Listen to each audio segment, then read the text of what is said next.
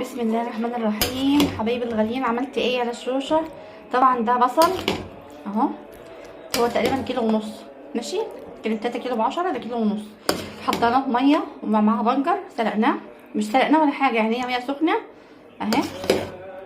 وهننزل بيه في البرطمان الجميل ده ان شاء الله. خليكم معايا. طبعا احنا بنحطه في البرطمان الامور ده اهو، تمام. وهنا الايه، التوم. هتحطوا توم على البصل يا باشا، ايوه، يومين 2 ان شاء الله بالظبط وتاكلي منه. وكمان معاه كمان سر السوا ايه، ذره ملح صغيره، ذره عفوا ذره سكر صغيره، تمام اهو. بسم الله ما شاء الله، روعه.